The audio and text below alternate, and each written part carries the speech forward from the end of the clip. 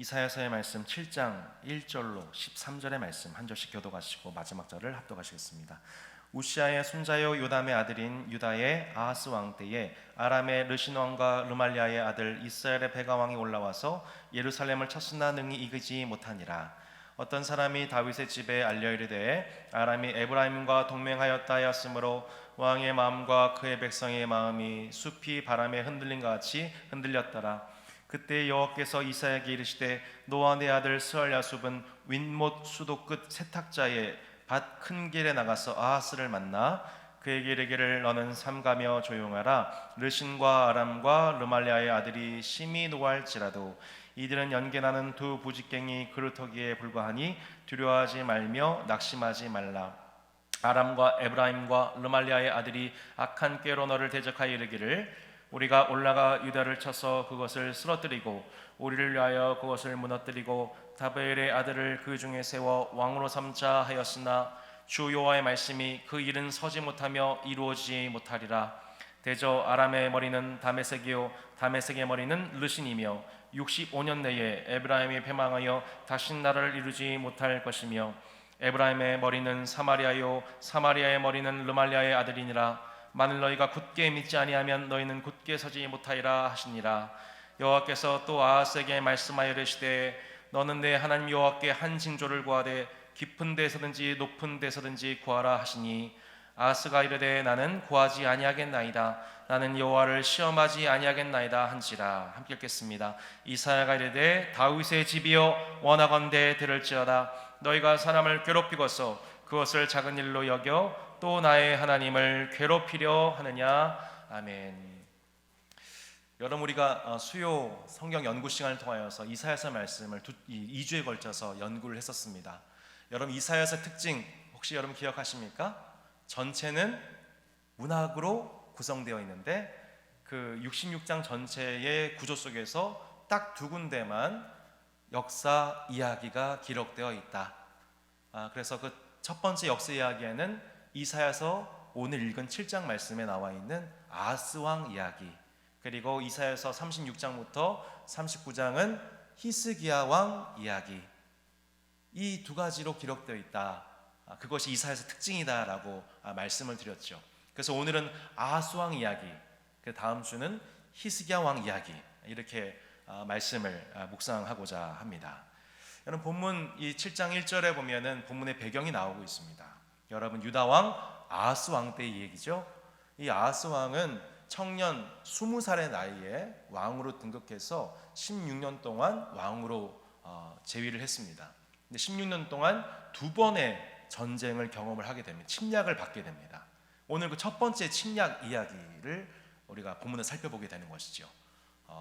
아람, 곧 시리아라고 할 수 있는 아람 왕과 이스라엘 왕 베가 왕이 함께 연합하여서 그 두 왕이 연합 공격을 이제 예루살렘 향해서 하고 있는 본문 말씀을 우리가 살펴보고 있습니다. 여러분, 왜 두 나라 갑자기 연합하여서 남유다를 쳤을까요? 당시 좀 더 넓은 역사적 배경이 있습니다. 당시 최강대국이 어디였냐면 아수르라고 한 나라였습니다. 근데 이 아수르란 나라의 눈치를 보던 이 아람이란 나라와 또 북이스라엘 나라에서 이 아수르가 이 전국에서 반란인 그 내부에서 반란이 일어나서 전국이 혼란한 것을 틈타 그 종주국에 대한 반란을 일으켰던 것입니다. 그래서 이 북이스라엘과 아람이 함께 연합하여서 이제 남유다야, 우리 세 나라가 합쳐서 한번 아수르를 한번 정복해보자, 이겨보자, 이 질서 한번 재편해보자, 이렇게 제안을 했던 겁니다. 그런데 당시 이 아하스 왕은 친아수르주의자입니다. 뿌리 깊은 아수르 숭배자예요. 그래서 이 일을 거절했더니 결국에는 북이스라엘과 아람이 이 남유다에 대해서 공격을 하게 되었던 것이죠. 그 공격을 받게 되었을 때에 왕의 마음과 백성들의 마음이 얼마나 흔들렸는지 이렇게 2절에서 표현을 하고 있습니다. 어떤 사람이 다윗의 집에 알려 이르되 아람이 에브라임과 동맹하였다 하였으므로 왕의 마음과 그의 백성의 마음이 숲이 바람에 흔들림같이 흔들렸더라. 한 나라의 왕과 백성들의 마음이 마치 숲이 바람에 흔들림과도 같이 흔들렸다라고 말씀하고 있습니다. 나라 전체가 급작스러운 위기, 혼돈을 맞게 된 것이죠. 바로 그때 그 두려워하고 있는 그 왕과 백성들을 진정시키기 위해 하나님이 구원투수를 보내십니다. 바로 이사야 선지자였죠. 자, 3절과 4절 말씀 여러분 같이 한번 읽어보겠습니까? 우리 사무실도 같이 한번 읽어볼까요? 3절과 4절 말씀 참고 구절 보시겠습니다. 시작. 그때에 여호와께서 이사야에게 이르시되 너와 내 아들 스알 야숲은 윗못 수도 끝 세닷자의 큰 길에 나가서 아하스를 만나 그에게 이르기를 너는 삼가며 조용하라. 르신과 아람과 르말리아의 아들이 심히 노할지라도 이들은 연기나는 두 부직갱이 그루터기에 불과하니 두려워하지 말며 낙심하지 말라. 아멘. 자, 한 가지 독특한 장소가 나옵니다. 윗못 수도 끝 세탁자의 밭 큰 길. 참 말 되게 어렵죠? 자, 이 장소를 좀 기억할 필요가 있습니다. 표현이 독특하기도 하지만 이 표현이 나중에 언제 또 등장하냐면 아수르에 의해서 침략받을 때 하나님께서 이사야를 보내셔서 이사야가 히스기야를 만난 장소가 바로 이곳입니다. 하나님께서 이사야에게 지금 누구를 동원하여서 같이 가라고 말씀하시냐면 그의 첫째 아들 스알 야숲, 남은 자는 구원하리라 라고 하는 하나님의 구원 약속의 언약이 담겨져 있는 이름을 가지고 있는 그 아들을 동원하여서 지금 아하스에게 이사야를 파송하십니다. 격려하십니다. 이렇게 전하라고 해요. 두 왕은 마치 부직갱이 그루터기와 같아서 너희들 상대도 안 돼, 걱정하지 마. 여러분, 왜 아하스가 이렇게 숲이 바람에 흔들림과도 같이 지금 마음속에 두려워하고 있었을까요? 그것은 두 나라 왕이 했던 한 말 때문에 그렇습니다. 그 말이 5절과 6절에 나와 있습니다. 눈을 한번 보십시오. 아람과 에브라임과 르말리아의 아들이 악한 꾀로 너를 대적하여 이르기를 우리가 올라가 유다를 쳐서 그것을 쓰러뜨리고 우리를 위하여 그것을 무너뜨리고 다부엘의 아들을 그 중에 세워 왕으로 삼자. 그러니까 한마디로 이런 거예요. 직장 상사가 있었습니다. 직장 상사가 있는데 당신 그렇게 우리 부서에 대해서 비협조적으로 나오면 알지? 당신 해고야. 그 자리에 다른 사람 안 칠 거야. 자, 이런 얘기를 한번 들었다고 생각해 보세요. 회사에서 여러분 심정이 어땠을까요? 아무렇지도 않게 밤에 잠을 잘 수 있었을까요? 물론 그런 분도 있겠죠. 잠이 많으신 분들은 멘탈 갑이죠. 아마도 그 말 때문에 협박성 말 때문에 마음이 불안하고 그 들었던 그 말의 순간에 수치스러움과 모욕감과 또 장래된 두려움 속에 밤잠을 이루지 못했을 것입니다. 아하스가 지금 그런 상황이었다는 거죠. 갑작스레 두 나라 동맹이 자신의 나라를 공격하더니 나를 폐위하고 다른 왕을 앉히겠다 말을 들으니 지금 숲이 바람에 흔들림과도 같이 그 마음이 요동하기 시작한 것이죠. 자, 바로 이때 그 아하스 왕의 두려움을 아시고 이렇게 하나님이 동역자, 그를 도울 동역자를 지금 붙여주고 계신 거예요. 그리고 두려움 가운데 있는 아하스가 뭐 때문에 두려워하고 있는지를 정확하게 아시고 7절에 이렇게 말씀하십니다. 자, 7절 말씀 한번 읽어보세요. 시작. 주 여호와의 말씀이 그 일은 서지 못하며 이루어지지 못하리라. 아멘. 아하스가 지금 가장 두려워하는 게 뭐예요? 자신의 자리가 위협받는 거예요. 폐위되는 거예요. 그런데 하나님이 정확하게 그 일은 서지 못하고 이루어지지 못해 라고 그 일이라고 분명히 꼭 집어 말씀하시면서 장담하고 계신 겁니다. 그러면서 8절과 9절에 한 가지 재미있는 표현을 하세요. 눈으로 보십시오. 대저 아람의 머리는 다메섹이요 다메섹의 머리는 르신이며 65년 내에 에브라임이 패망하여 다시 나라를 이루지 못할 것이요. 그 다음에 에브라임의 머리는 사마리아요 사마리아의 머리는 르말리아의 아들이라. 만일 너희가 믿지 아니하면 너희는 굳게 서지 못하리라 하시니라. 지금 무슨 얘기하고 있냐면 머리 얘기하고 있죠. 네. 자, 아람의 머리는 어디예요? 다메섹. 수도예요. 수도 다메섹. 그럼 다메섹의 머리는 뭐예요?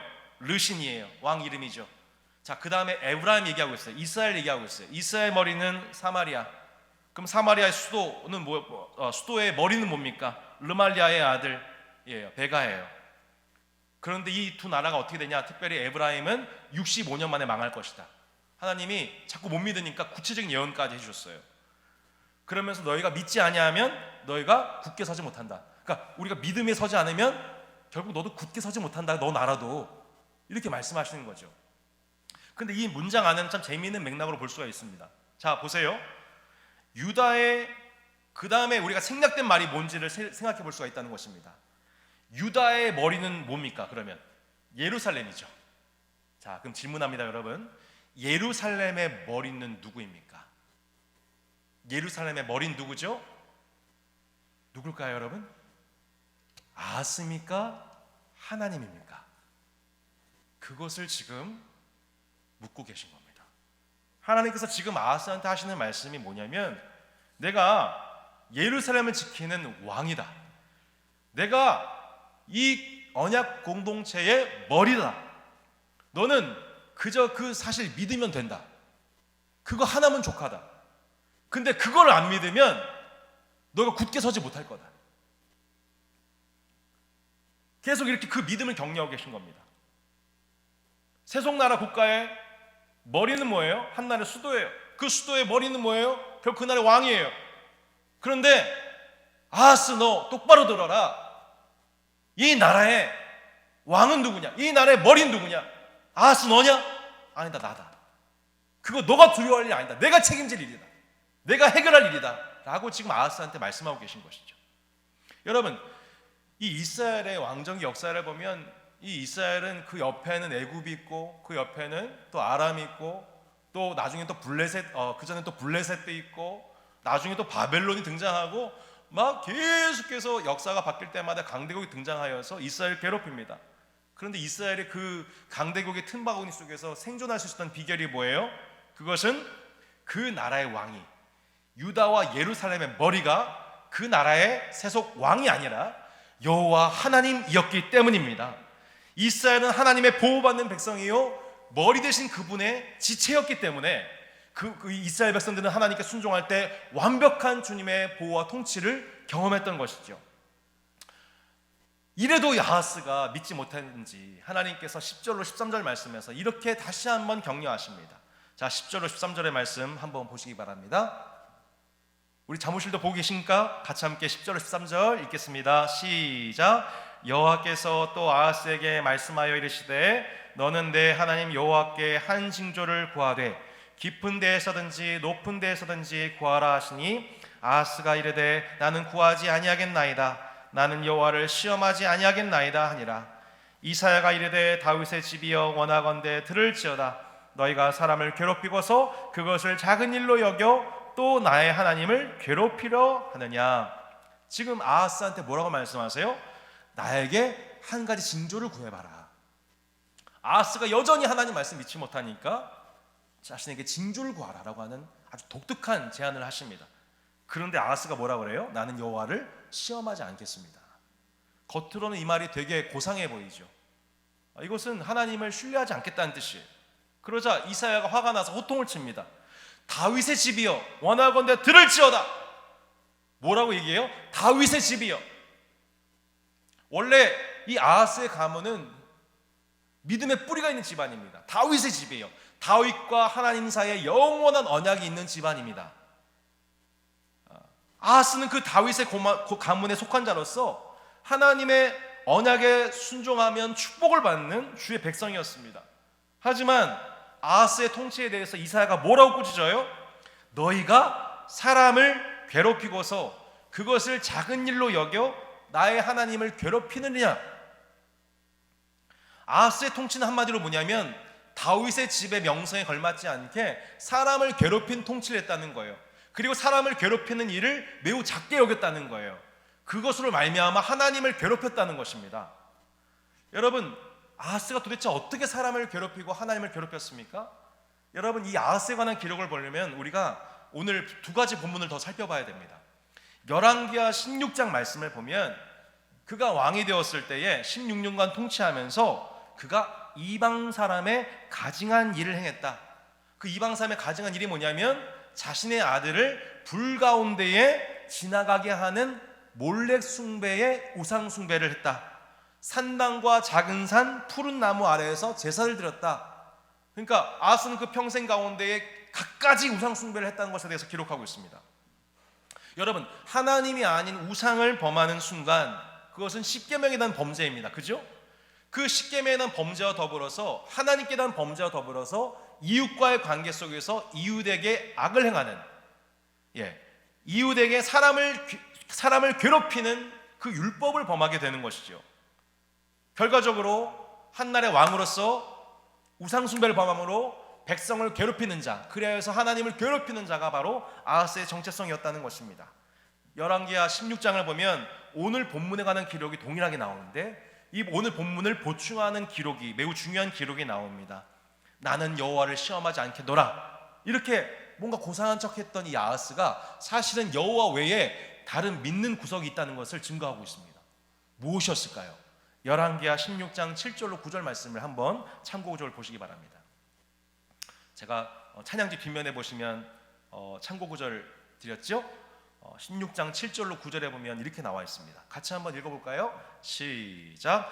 아하스가 아수르 왕 디글랏 블레셀에게 사절을 보내 이르되 나는 왕의 신복이요 왕의 아들이라. 이제 아람 왕과 이스라엘 왕이 나를 치니 청하건대 올라와 그 손에서 나를 구원하소서 하고, 아하스가 여호와의 성전과 왕궁 곳간에 있는 은금을 내어다가 아수르 왕에게 예물로 보냈더니 아수르 왕이 그 청을 듣고 곧 올라와서 다메섹을 쳐서 점령하여 그 백성을 사로잡아 기르로 옮기고 또 르신을 죽였더라. 자, 뭐라고 나와 있습니까? 아하스가 지금 누구를 의지하고 있어요? 아수르 왕을 의지합니다. 왜요? 아수르는 당시 최고의 강대 국가니까. 그에게 자신의 예물을 보낸 다음에 여러분 뭐라고 고백하고 있어요? 나는 당신의 아들입니다. 나는 당신의 백성입니다. 일종의 신앙 고백을 하고 있는 것이죠. 한마디로 내 나라 유다는 당신의 나라 아수르의 것입니다. 그렇게 고백한 것입니다. 자, 여러분 결과적으로, 자, 이게 중요한데요. 그렇게 아수르를 의지했어요. 조공을 바쳤어요. 결과적으로 어떻게 됐어요? 이겼어요. 아수르 왕이 도와줘가지고 승리를 했다고요. 문제가 해결됐어요. 이것은 끝이죠. 당시 패권 국가답게 아수르가 두 나라를 손쉽게 이겼습니다. 줄을 잘 서서 결국에는 남유다 아하스 왕이 보호를 받았어요. 자, 여기까지만 보면 어느 세계 역사 정치사에서 볼 수 있는 흔한 얘기입니다. 이 세속 국가의 눈으로 봤었을 때 이건 잘한 거예요. 그렇지 않습니까? 그게 현실이잖아요. 잘한 거예요, 아하스가. 근데 문제는 뭐냐면 열왕기하 17장의 문제 해결 방식에 대하여 하나님은 지지하지 않았다는 거예요. 그 방식을 지지하지 않으셨어요. 하나님은 이사야를 보내셨어요. 그 아들과 함께 보내셔가지고 너 두려워하지 말아라. 너 징조를 구해라. 내가 너와 함께하는 징조를 보여줄게. 하나님의 언약을 나타내시고 그 언약을 신뢰하는 방식으로 하나님이 그 유다의 머리가 되시고 왕이 되셔서 해결하시는 방식, 그거를 이사야 7장에서 원하셨어요. 근데 아하스는 그걸 거부한 거예요. 그리고 열왕기하 16장의 방식으로 자신이 나라의 머리가 되어서 왕이 되어서 해결하는 방식으로 한 거죠. 결과적으로 어떻게 됐을까요? 뭐 아하스가 실패했다 그게 아니고 문제가 해결됐다니까요. 여러분, 하나님 의지하지 않고도 하나님의 약속을 신뢰하는 방식이 아니고서도 문제가 해결됐어요. 문제가 여기 있는 거죠. 진짜 문제는 여기 있는 거예요. 사랑하는 성도 여러분, 똑같이 지금 흘러가는 것 같아 보이는 하루의 일상을 살아가면서 우리 인생의 많은 문제들이 해결되어지는 여러 가지 과정 속에서 어떤 사람은 이사야서 7장의 길을 걸어가고 어떤 사람은 열왕기하 16장의 길을 걸어가고 있습니다. 겉으로 보면 그 인생이 잘 풀려나가는 것 같아 보이고 인생에 이제 문제가 없이 형통해 보이는데 그 문제 해결하는 방식도 그 형통하는 그 결과가 사실은 똑같아 보이지만 전혀 다른 길을 가고 있다는 거예요. 어떤 이는 하나님 말씀을 의지하면서 하루하루 믿음과 동행의 방식으로 살아갑니다. 근데 어떤 이는 굳이 하나님의 방식 의지하지 않고서도 자신만의 해결할 수 있는 방식으로 살아가요. 내가 그 문제와 내 삶의 머리가 되어서 내 지혜와 육신을 의지하는 거죠. 내 삶의 아수르를 발견하는 거예요. 찾아내는 거예요. 그리고 또 해소를 해요. 문제 해결을 해요. 아수르 덕분에. 굳이 하나님을 의지하는 방식이 아니어도 내가 의지하고 도움받을 수 있는 든든한 힘, 아수르가 있는 거죠. 그렇게 아하스가 하나님이 아니라 최강국 아수르를 신뢰합니다. 선지자를 통해 말씀하신 하나님의 언약보다는 아수르 왕의 약속을 더 믿을 만하다고 여긴 거죠. 이게 더 든든하다.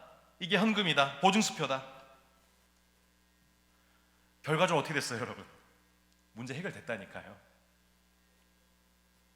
하지만 이사야 선지자를 통한 격려와 약속, 자신에게 징조를 구하라고 기회를 주신 하나님 그분에 의한 문제의 해결, 이 모든 영적인 축복의 길을 저버리고 자신이 당장 내 앞에 직면한 두려움에서 손쉽게 벗어날 수 있는 보다 확실해 보이는 방법을 선택하는 거죠. 이게 여러분 우리 육신이라는 거예요. 이게 우리 육신의 모습이라는 거예요. 이게 세속을 쫓는 우리의 모습이라는 거예요. 그러면서 뭘 상실하게 돼요? 하나님께서 아하스를 통해 그 나라 유다와 이스라엘, 아람 가운데에 하나님의 영광이 드러날 수 있는 기회가 사라지게 되는 거예요. 만약 여러분 아하스가 역사는 가정을 하면 안 되지만 이 하나님의 축복을 받고서 이사야의 말을 듣고서 순종했다면 어떻게 됐을까요? 아마 아하스가 해결하고자 했던 방식보다 더 놀라운 방식으로 일을 행하셨겠죠. 이 이스라엘과 또한 유다와 아람 가운데에서 하나님의 영광을 인정하게 된 일이 있었을 것입니다. 근데 그 기회가 사라진 거예요. 그 역사가 기록되지 않는 거죠. 그렇게 아수를 의지하는 아하스가 문제가 해결되니까 당장 어떻게 해요? 아하스 왕에게 감사 인사 드리러 가요. 열왕기하 16장 이후의 내용입니다. 그래서 감사 인사 들어가가지고 굽신굽신하면서 보니까 아수르 왕이 그 나라에서 섬기는 예배당을 봅니다. 아수르 신을 섬기는 제단을 봐요. 그 제단을 봤더니 너무 아름답고 웅장한 거예요. 그거에 은혜를 받아가지고 감동을 받아가지고 그 예배당을 그림으로 그려요. 그래가지고 제사장한테 그것을 보냅니다. 제사장이 똑같이 그 예배당의 제단의 모습을 그려냅니다. 그렇게 한 나라 전체가 여호와 하나님이 허락하신 예배의 방식이 아닌 이방신을 섬기는 나라의 방식으로 배도의 길을 걷도록 그렇게 예배를 타락시키는 원흉이 됩니다. 여러분, 이 아하스라고 하는 왕을 한번 보십시오. 왜 이사야서에서 이 아하스 왕이 두 편의 역사 이야기 중에 한 왕의 이야기로서 기록되었는가? 이 왕은 끝까지, 처음부터 끝까지 우상을 좋아하면서 그 길을 돌이키질 않는 자입니다.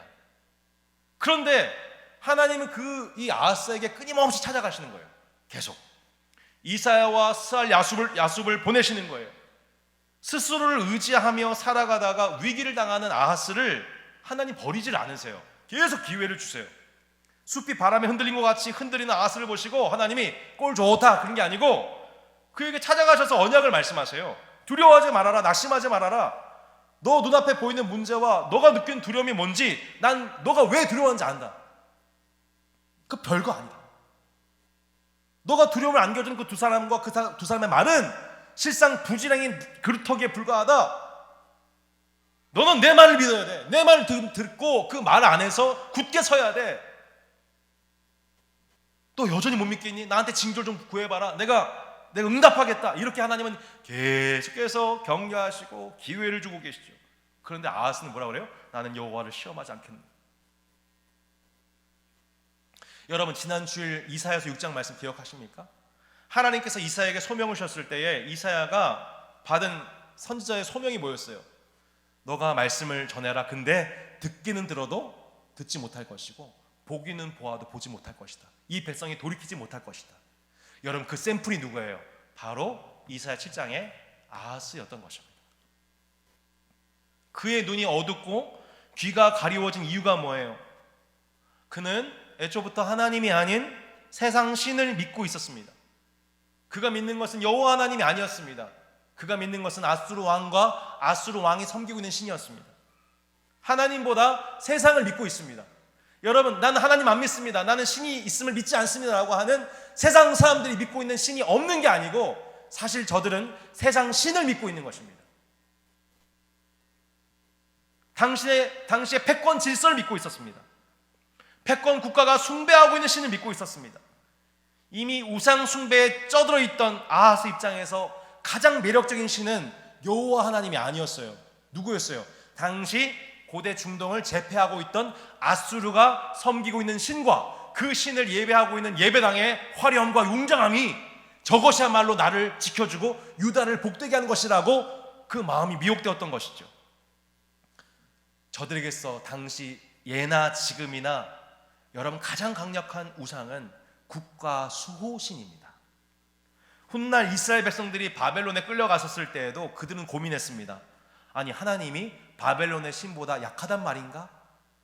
바벨론 신이 우리 여호와 하나님보다 더 강하기 때문에 결국 우리도 이곳에서는 바벨론 신을 따라야 되는 것 아닌가?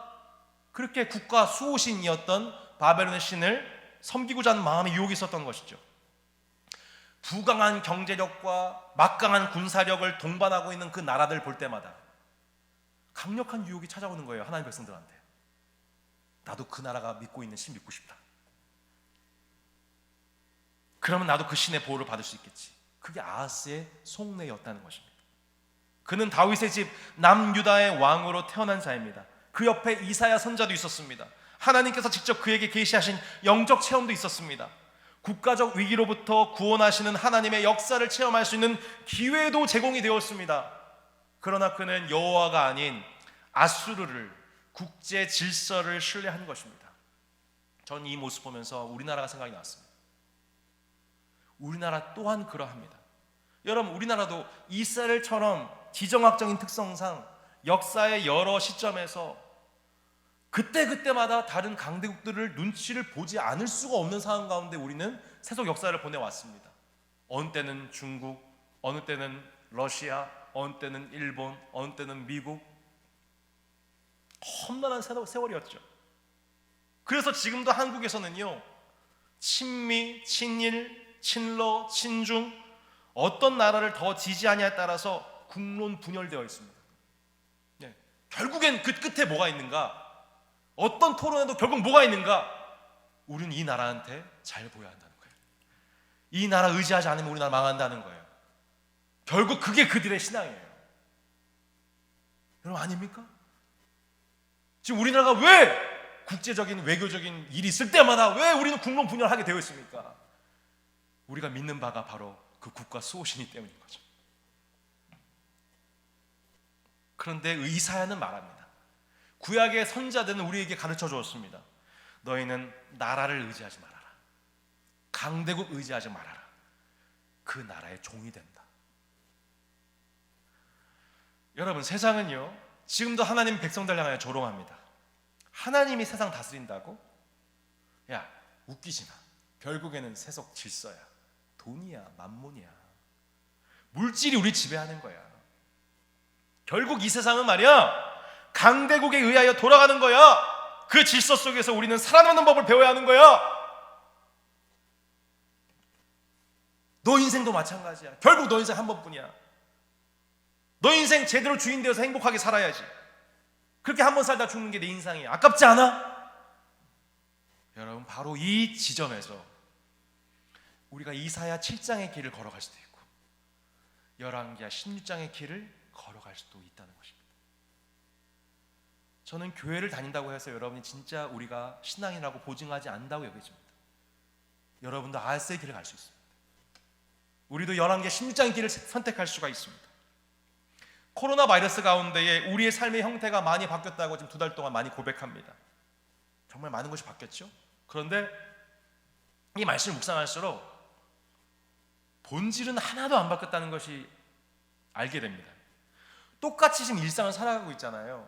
지금 우리가 교회 중심으로 모이지 못하고 있지만 각자 또 가정에서 직장에서 주님을 섬기고 있습니다. 그런데 변한 건 없어요. 코로나 바이러스 전이나 진행 중인 지금이나 앞으로 후도 마찬가지겠지만 결국엔 뭐예요? 이사야 7장의 길이냐? 열왕기야 16장의 길이냐예요. 이러한 국제적인 질서가 요동쳐서만 변동이 있든 어떻든 간에 한 부류는 하나님을 의지하고 그분의 응답하심에 대한 감사함으로 살아가는 신앙인의 길을 걸어가고 있는 거고, 그런 국제적인 환경과 상관없이 여전히 한 부류는 자신의 지혜와 육신으로 삶을 살아가고 있는 겁니다. 이사야 7장의 길과 열왕기하 16장의 결론은 그 당시로는 큰 차이가 없을지 모릅니다. 16장도 잘 된 거거든요. 결과적으로 하나님의 머리가 되시지 않고 내가 머리가 되어서 아수르가 내 머리가 되었더니 일이 잘 풀렸어요. 문제가 없어 보였다니까요. 하나님의 약속을 믿고 의지하는 방식으로 인생을 살아보지 않았으니 아하스 입장에서는 여전히 미지수인 거예요. 왜요? 신앙을 살아보지 않았으니까. 계속 미지수인 거죠. 그러니까 계속 어떻게 돼요? 아수르를 한번 의지했더니 잘 되니까 계속 아수르를 의지할 수밖에 없는 길로 아하스는 아하스의 길로 계속 가는 거예요. 자, 그렇다면 여러분 묻겠습니다. 여러분은 아하스의 그 길로 계속해서 걸어가시겠습니까? 아니면 이사야 7장의 메시지를 믿고 한번 가보시겠습니까? 그 두 길 중에 어느 길을 택해야 할지, 여러분 이번 한 주를 살아가면서 우린 또 그 어느 길을 선택해야 할지 또 선택하면서 살아가야 됩니다. 자, 한 가지 오늘 말씀 더, 마지막 말씀입니다. 이 말씀을 보고서 여러분 이제 내가 어떤 길로 걸어갈지, 내가 코로나 바이러스가 지금 있는 도중 가운데에서 현실적으로 너무너무 어렵고 국제적으로 지금 요동하고 있는 질서 가운데서 내가 이사야 7장의 길로 걸어가는 것이 맞을지 열왕기하 16장의 길로 걸어가는 것이 맞을지를 선택해야 되는데, 그 마지막 선택에 있어서 여러분에게 도움을 드리는 마지막 겉면의 말씀을 나눕니다. 역대하 28장 16절로 21절 말씀입니다. 역대하 28장 16절로 21절 말씀. 자, 28장 16절로 21절 말씀 길지만, 자, 이 말씀은 같이 한번 읽겠습니다. 천천히 읽겠습니다. 시작. 그때에 아하스 왕이 아수르 왕에게 사람을 보내어 도와주기를 구하였으니 이는 에돔 사람들이 다시 와서 유다를 치고 그의 백성을 사로잡았음이며, 블레셋 사람들도 평지와 남방 성읍들을 침노하여 베세메스와 아엘론과 그데롯과 소고 및 그 주변 마을들도 딥나 및 그 주변 마을들과 김소 및 그 주변 마을들을 점령하고 거기에 살았으니, 이는 이스라엘 왕 아하스가 유다에서 망령되이 행하여 여호와께 크게 범죄하였으므로 여호와께서 유다를 낮추심이라. 아수르 왕 디글랏 블레셀이 그에게 이르렀으나 돕지 아니하고 도리어 그를 공격하였더라. 아하스가 여호와의 전과 왕궁과 방백들의 집에서 재물을 가져다가 아수르 왕에게 주었으나 그에게 유익이 없었더라. 아멘. 자, 보십시오.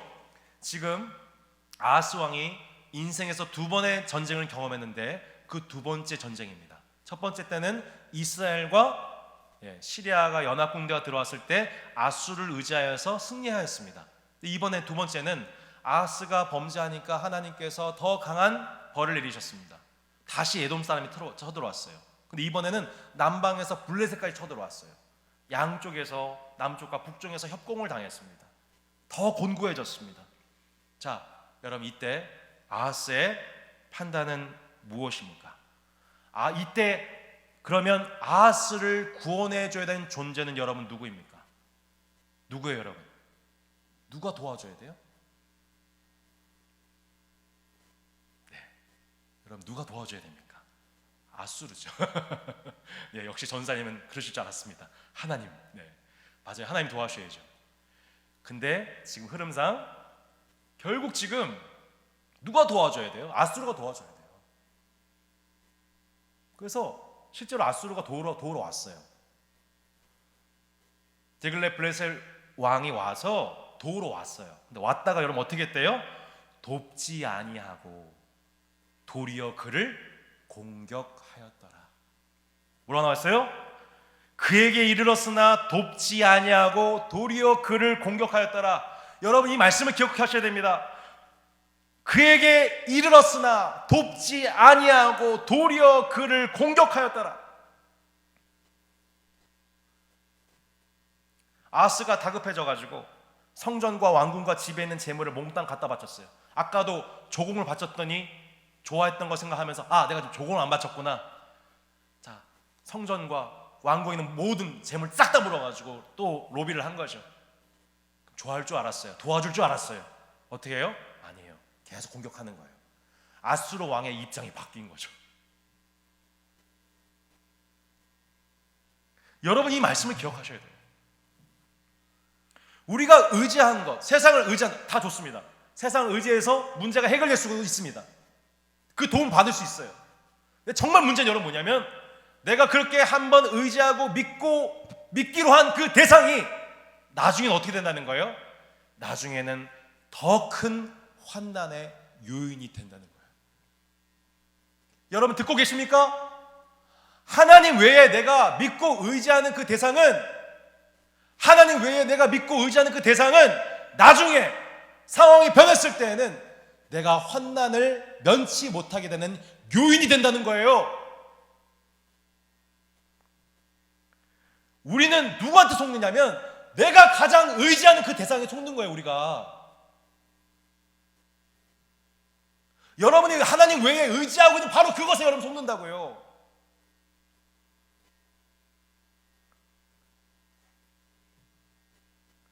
그런데 여러분 애초부터 믿고 의지할 대상이 아니었던 그 존재가 아닌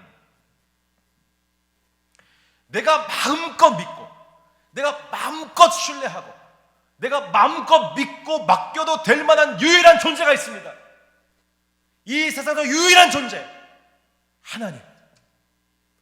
내가 믿고 또 믿고 또 믿고 안심하고 맡겨도 될 만한 결코 우리를 배반하지 않고 배신하지 않고 신실하게 달려와서 응답해주는 존재, 그것은 이 세상의 어떤 존재도 아니라 오직 영원토록 영원하신 영원토록 존재가 불변하시는 여호와 하나님인 줄로 믿습니다. 그분은 우리를 배신하지 않습니다. 그분은 우리를 절대로 배반하지 않습니다. 우리를 속이지 않습니다. 하나님은 계속해서 그에게 아하스에게 자신을 찾아가셔서 자신을 나타내셨습니다. 인생의 위기에서 벗어날 길도 알려주셨습니다. 자신에게 징조를 구해보라고도 하셨습니다. 믿음이 자라날 수 있는 기회도 주셨습니다. 그의 인생에서 겪은 두 번의 전쟁 가운데 그에게 찾아온 회개의 기회가 아하스한테 없었던 것이 아닙니다. 하지만 그가 돌이키질 않습니다. 역대하 28장의 남은 기록을 보면 그 마음이 곤고할 때에 하나님 앞에 회개하지 않고 더 범죄했다라는 말이 나옵니다. 마지막으로 역대하 28장 23절 말씀을 한번 읽어보시기 바랍니다. 역대하 28장 23절 말씀 같이 읽겠습니다. 시작. 자기를 친 다메섹 신들에게 제사하여 이르되 아람 왕들의 신들이 그들을 도왔으니 나도 그 신에게 제사하여 나를 돕게 하리라 하였으나 그 신이 아하스와 온 이스라엘을 망하게 하였더라.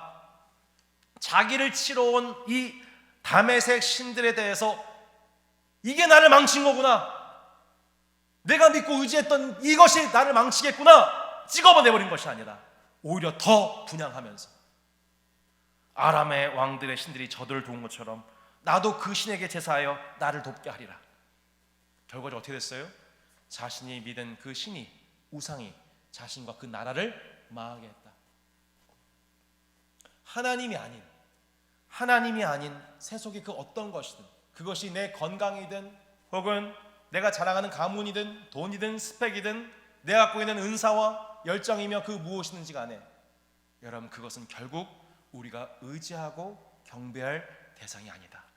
내가 그것을 하나님 외에 다른 신으로 섬기는 그 순간 그것이 당시 그때에는 나한테 어떤 형통함의 만족을 줄지 모르지만 결국 인생의 경로 만로에서는 그 내가 믿었던 그 대상으로 말미암아 배신을 받게 되는 것이 우리 인생의 어쩔 수 없는 운명이다라는 것을 오늘 본문은 명확하게 우리 앞에 드러내고 있는 것입니다. 당장 눈앞에 있는 열왕기하 16장의 형통을 취하는 방식이 결코 오래가지 못한다는 것을 오늘 본문이 아하스 왕 이야기를 통하여서 우리에게 분명하게 경고하고 있다는 것입니다. 아하스는 지금 진짜 자기를 위하는 신이 누구인지를 분별하지 못합니다. 지금 아수르가 저렇게 강력한 것은 아람 왕들의 신들이 돕고 있다고 엉뚱한 해석을 합니다. 아하스가 패망하는 그 인생의 유언 속에서 이런 얘기를 한 거예요. 나도 그 신에게 제사하여 나를 돕게 하리라. 그는 애초부터 신앙인이 아니라 종교인이었습니다. 신에게 예배하는 이유가 무엇이었습니까? 자신을 돕게 하기 위해. 함께 동역하고 있는 목사님께서 얼마 전 이런 나눔을 해주셨어요. 한번 들어보십시오. 우리는 하나님이 우리에게 주시고 싶은 것이 있으셔서 우리에게 먼저 다가오셨음을 알지 못하고 오히려 내 바램을 이룰 조력자로서 하나님을 대한다. 무슨 뜻인지 아시겠습니까? 우리는, 자 여러분 들으세요. 사무실도 들으세요. 우리는 하나님이 우리에게 주시고 싶은 것이 있으셔서 우리에게 먼저 다가오셨음을 알지 못하고 오히려 자기 바램을 이룰 조력자로서 하나님을 대한다. 무슨 말인지 아시겠습니까 여러분? 하나님께서 우리에게 주시고 싶으신 것을, 그것을 받은 사람을 뭐라고 하냐면 신앙인이라고 합니다. 반면 자기 바램을 이룰 조력자로서 하나님을 대하는 사람을 종교인이라고 합니다. 하나님께서 우리에게 주시고 싶어 하시는 것은 그분 자신이며 그분의 나라이며 그분의 언약입니다. 의입니다. 하나님은 여러분에게 그분 자신의 모든 것을 주고 싶어 하십니다. 여러분 믿으십니까? 그분을 여러분에게 나타내고 싶으신 거예요. 우리 각자의 주어진 인생의 시험과 위기 속에서 하나님이 우리의 구원이시고 도움이라는 것을 하나님은 보여주고 싶으신 거예요. 하나님의 사람들, 동역자를 통해서 말씀하시는 거예요. 때로는 기도를 통해 그 징조를 구하게 하시고 응답을 허락하시는 겁니다. 그래서 우리 삶의 진정한 왕이 하나님이신 것을, 우리의 머리는 내가 아니라 하나님이라는 것을 나타내시는 것이죠. 보기는 보아도 보지 못하고 듣기는 들어도 듣지 못하는 영적인 어두움에서 벗어나도록 하나님은 지금도 말씀의 빛을 반복하여 비치고 계신 것입니다. 그리하여 세속인과 똑같아 보이는 이 코로나 바이러스 일상 가운데서 저 사람이나 나나 다른 게 뭐야? 저 사람이나 나나 고생하고 있고, 아니 세속인 나보다 더 형통한 것 같아 보이는 이 세상 속에서 이 일상이 반복되는 것 같아 보이는 가운데에서 이 인생의 여러 선택들이 결코 단기간적으로 비슷해 보이는 결과로 끝나지 않는다. 한 영혼이 천국 백성으로서 영원한 삶을 누리느냐, 아니면 아하스에 대해서 역대하에서 뭐라고 기록하고 있는가? 그는 자신들의 왕들의 묘실에 들어가지 못하고 예루살렘에 묻혔다. 영원한 삶을 얻지 못했다. 어마어마한 차이를 난다는 거예요 여러분. 여러분 지금 우린 당장 똑같은 곳에서 예배하고 있고 똑같은 말씀 듣고 있지만 이 말씀을 듣는 여러분이 이사의 직장에 은총을 얻는가, 아니면 열왕기하 16장의 길을 가느냐에 따라서 당장 눈을 봤을 때 당장 내 눈앞에 있는 왕들은 내 눈앞에 적군들을 쫓아날지 모르겠지만, 내 방식으로 해소될지 모르지만, 그 똑같아 보이는 그 결과 속에서도 결국엔 그 두 길이 양갈래길로서 아주 더 이상 그 길이 맞닿을 수 없는 영원한 이별의 길로 향하고 있다는 거예요. 여러분 우리가 서울에서 천안까지 경부고속도로 똑같이 달려가고 해서 종착지가 똑같은 거 아니죠. 결국에는 천안 지나고 나면 한쪽은 호남행, 한쪽은 부산행입니다. 똑같은 길을 가고 있어 보이지만 사실은 두 길이 갈라지고 있는 거예요. 지금도 마찬가지죠.